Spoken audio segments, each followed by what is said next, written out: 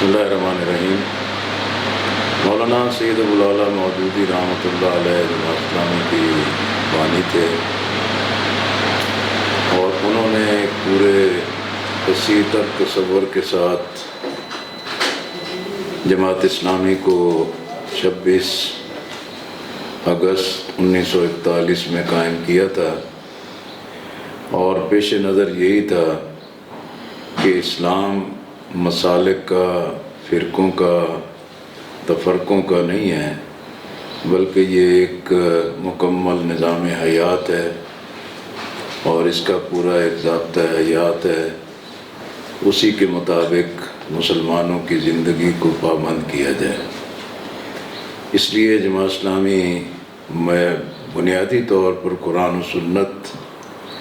رسول اللہ صلی اللہ علیہ وسلم کا اسوہ، خلفائے راشدین اور صحابہ کرام جنہوں نے تسلسل کے ساتھ اور محنت کے ساتھ غلبہ دین کی اس جد و جہد کو جاری رکھا، یہ اسی کا تسلسل ہے۔ جماعت اسلامی بنیادی طور پر دینی نظریاتی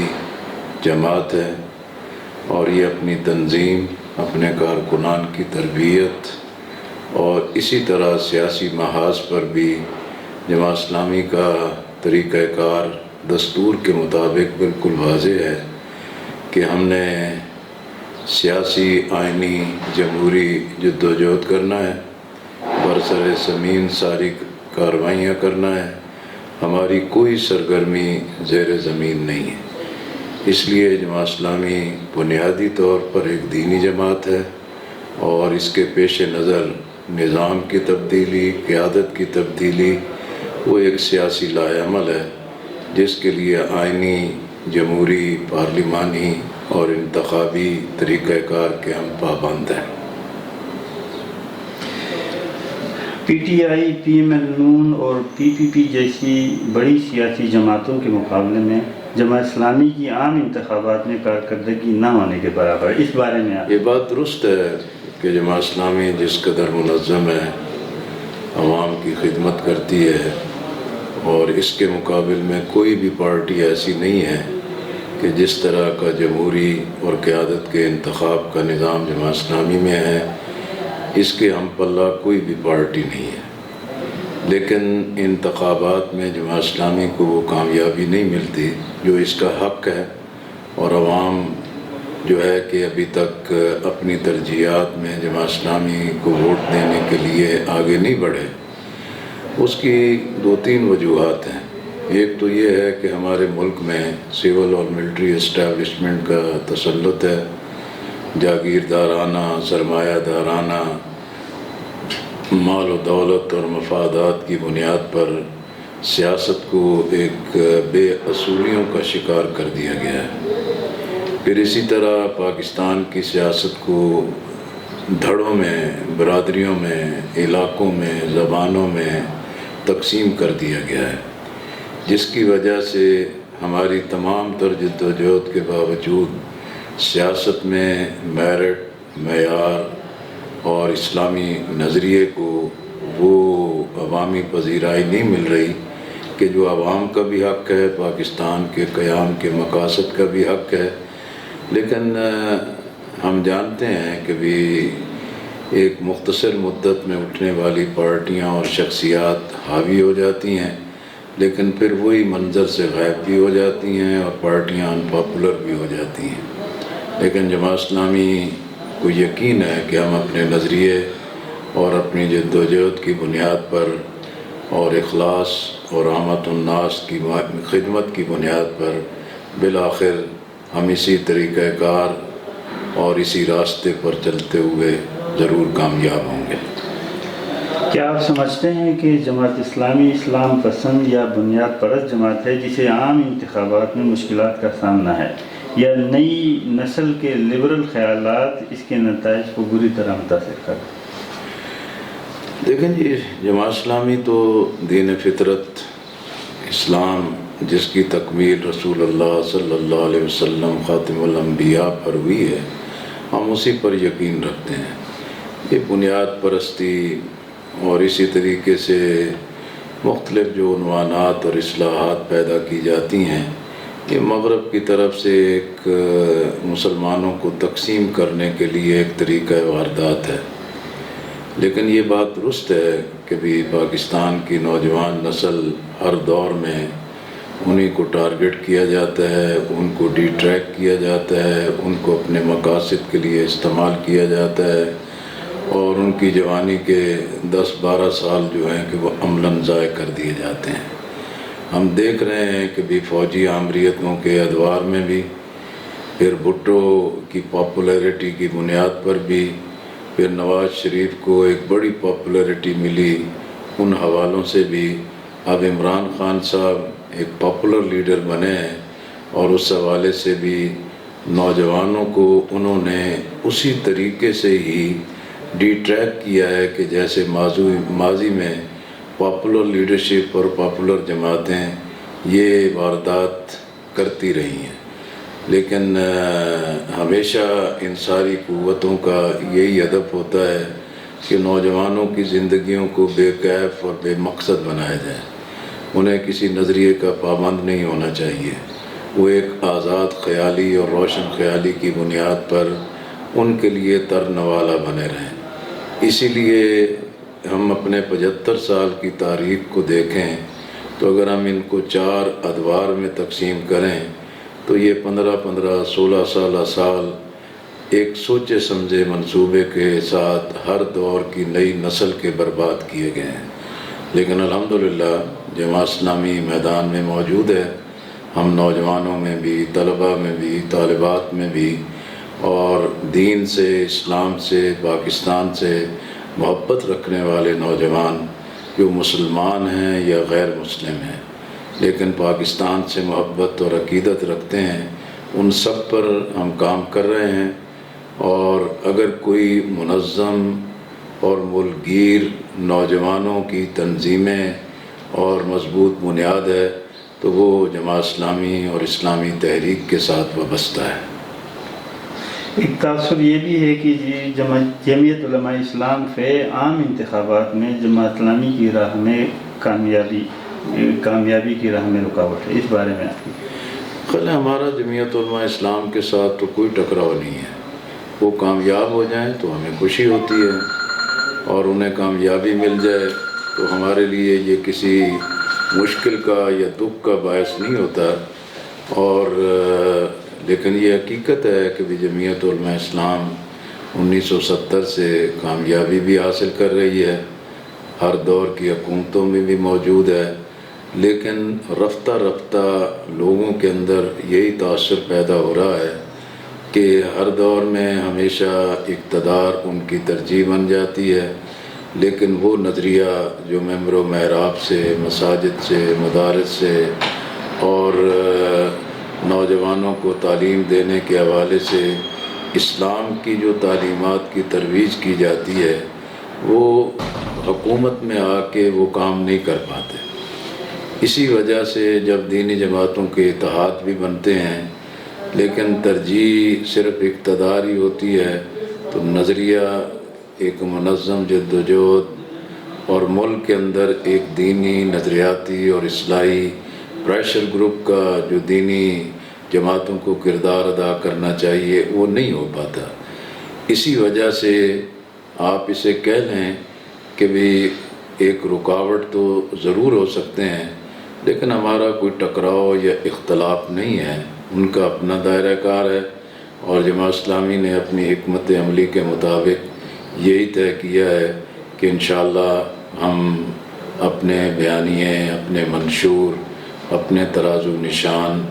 اور اپنے جو صاف ستھرا کردار ہے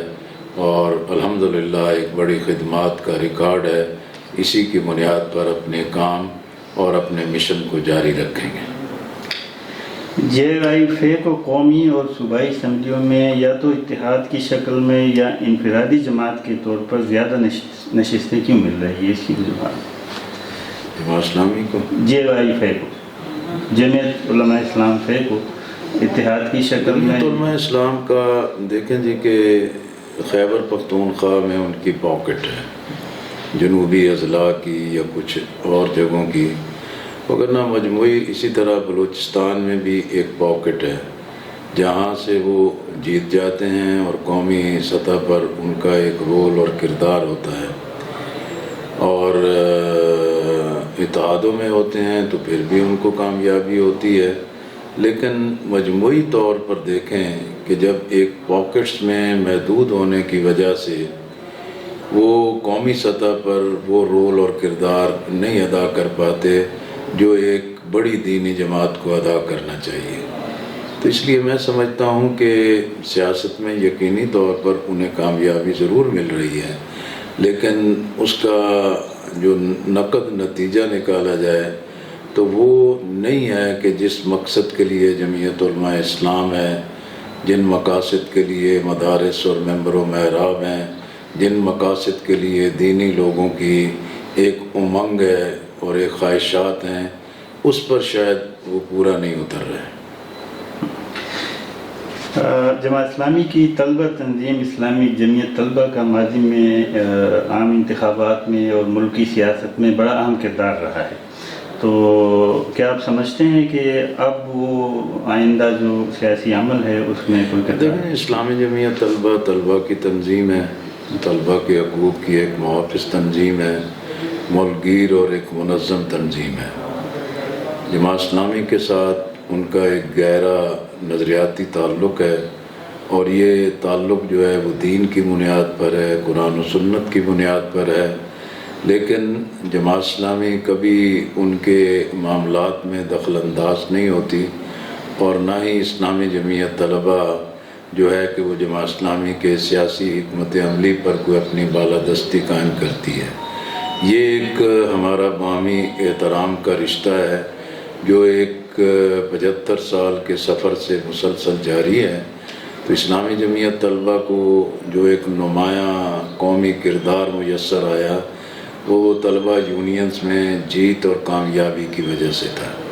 اور اسلامی جمعیت طلبہ کی یہ کامیابی اسٹیبلشمنٹ، جاگیرداروں، سرمایہ داروں، مفاد پرستوں اور نو دولتیوں کے مقابلے میں ایک بڑی کامیابی تھی، جنہیں یہ خوف پیدا ہوا کہ یہ جو راستہ ہے یہ ایک بڑی تبدیلی اور انقلاب کا باعث بن سکتا ہے۔ اس لیے سول اور ملٹری اسٹیبلشمنٹ نے بھی، مفاد پرست جماعتوں نے بھی، اور ان گروہوں اور دھڑوں نے بھی منظم سازش کے ساتھ طلبہ یونینز پر پابندیاں عائد کیں، اور وہ نیا خون جو قومی سیاست کو میسر آ رہا تھا وہ اس کا راستہ بند کر دیا گیا۔ اب 18 سال ووٹر کی عمر ہے، 18 سال کا نوجوان قومی سیاست میں اپنا بہت ہی باوزن کردار ادا کرتا ہے، لیکن جو کالجز ہیں، یونیورسٹیز ہیں، ان میں ایک جمہوری ٹریننگ کا، جمہوری مزاج پیدا کرنے کا، ووٹ دینے، ووٹ کی اہمیت کا، اور قیادت کے انتخاب اور اس کے نتائج کے حوالے سے وہ تربیت نہیں ہے۔ اس لیے نوجوان معاشرے کا بہت حساس اور اہم ترین حصہ ہے، لیکن اس پہلو کو نظر انداز کر کے نوجوانوں کا جو ایک جوہری کردار ہے اسے محدود کر دیا گیا ہے۔ حالیہ سیلاب ہوں یا اس سے پہلے کی قدرتی آفات، الخدمت فاؤنڈیشن اور جماعت اسلامی کی جو سماجی بہبود کی تنظیمیں ہیں ان کا اس میں بہت بڑا کردار رہا ہے۔ اس کے باوجود عوام کی اکثریت جو ہے وہ عام انتخابات میں جماعت اسلامی کی حمایت نہیں کرے، اس کی کیا وجہ ہے؟ دیکھیں، الخدمت فاؤنڈیشن ہے 1992 میں الحمدللہ میں نے قاضی حسین احمد رحمۃ اللہ علیہ کی مشاورت کے ساتھ اور اپنے باقی احباب کے تعاون کے ساتھ الخدمت فاؤنڈیشن کو قائم کیا تھا، اس کی رجسٹریشن کرائی تھی، اور آج الحمدللہ یہ ایک تناور درخت بن گیا ہے، اور اس کی ملکگیر سرگرمیاں، وہ زلزلے ہوں، وہ قدرتی آفات ہوں، وہ کرونا کووڈ-19 ہو، اور اب ایک بدترین سیلاب ہے، اس میں الخدمت فاؤنڈیشن ایک بڑا کردار ادا کر رہی ہے۔ اس پر ہمیں فخر بھی ہے، ہم اللہ کا شکر بھی ادا کرتے ہیں، لیکن جماعت اسلامی کبھی بھی اس خدمت کے بے لوث کام کو ہم اپنی سیاست کا حصہ نہیں بناتے۔ ہم یہ نہیں چاہتے کہ اس کی بنیاد پر ہم لوگوں کا استحصال کریں اور اس کی بنیاد پر سمجھیں کہ اب ہم نے آپ کی خدمت کی ہے، آپ ہمیں ووٹ دیں۔ لیکن میں سمجھتا ہوں کہ الخدمت فاؤنڈیشن کا جو بے مثال کام ہے یہ ضائع نہیں ہو رہا، یہ رائے گاہ نہیں جا رہا، یہ دیوار پر بھی لکھا جا رہا ہے، ہر منظر پر بھی لکھا جا رہا ہے، اور عوام کے سامنے اب ہر چیز بے نقاب ہو رہی ہے کہ جنہیں وہ اپنے ووٹوں سے نوازتے ہیں، اپنی محبتوں سے نوازتے ہیں، جن کے ساتھ چلتے ہیں، لیکن عوام کے اوپر اگر کوئی دکھ درد کا مرحلہ آتا ہے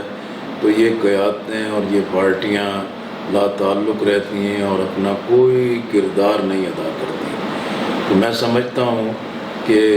بلا شبہ اس وقت ہم یہ کہہ سکتے ہیں کہ ان ساری خدمات کے باوجود وہ ٹرانسفارم نہیں ہے